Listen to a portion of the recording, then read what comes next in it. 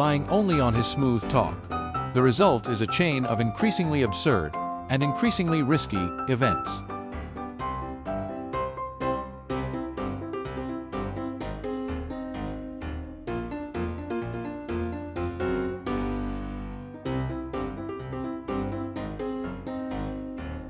The humor is born from contrast, exaggerated confidence against total incompetence, the assured gesture followed by immediate failure, the expert's pose followed by inevitable disaster. It is comedy through contradiction, where appearance promises brilliance and reality delivers blunders.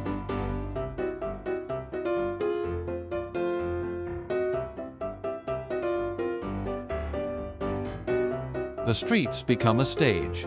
Passers-by become an accidental audience.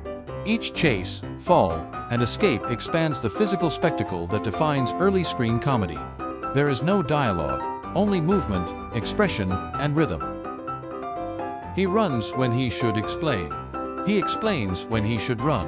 He hides when he is seen and appears when he should stay hidden. His plans are like card towers built in the wind, impressive for a moment, doomed the next.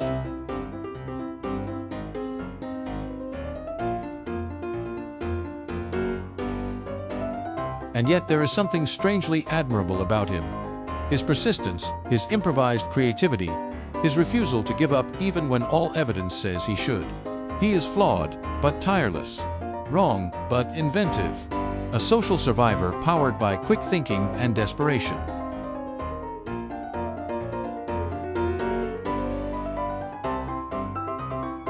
Each scene builds a ladder of comic tension. First the small trick, then the medium problem, then the complete disaster, and finally, the escape. Always the escape. Because when winning is impossible, disappearing quickly becomes the only strategy.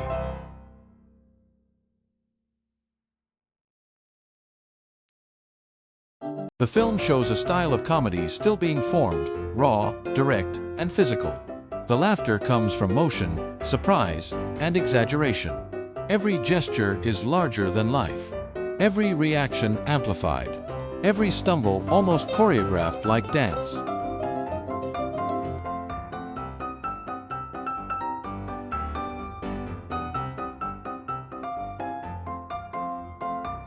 Beneath the humor, a subtle social reflection can be seen.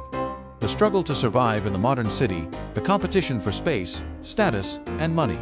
Our protagonist represents the urban opportunist, someone trying to rise without building, profit without earning, win without preparing. But comedic worlds have their own justice. Those who deceive too much are eventually deceived. Those who run too much eventually fall. Those who pretend to know everything are exposed. And when that happens, the laughter is complete.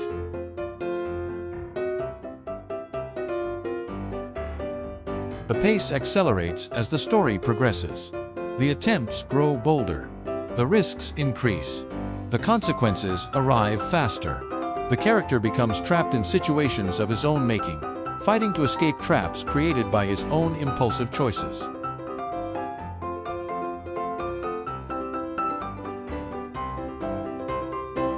Visually, every frame serves the action. The actor's body is the center of the joke.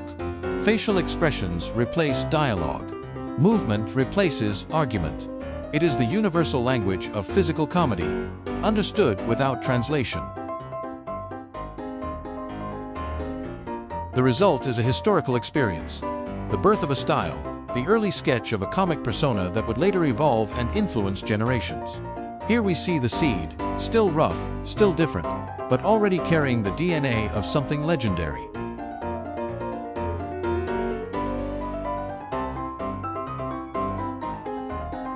In the end, we are left with the feeling that we witnessed not just a short story, but a turning point in the art of making people laugh. A time when cinema experimented, risked, and discovered how to turn motion into humor.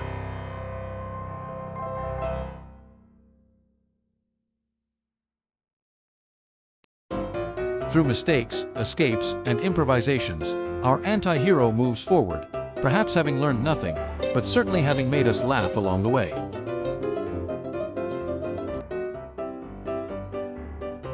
As the final moments unfold, What remains most striking is how much personality can be expressed without a single spoken word. A tilt of the hat, a suspicious glance, a hurried step, each detail adds to the rhythm of the comedy. The character doesn't just move through the story. He collides with it, bends it, and briefly controls it before being overwhelmed again.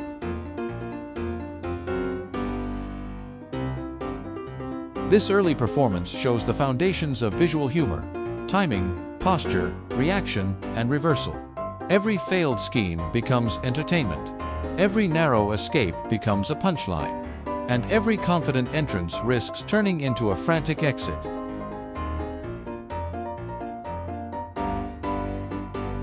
It's a reminder that silent cinema was never truly silent. It spoke through motion, timing, and human behavior exaggerated just enough to reveal the joke underneath.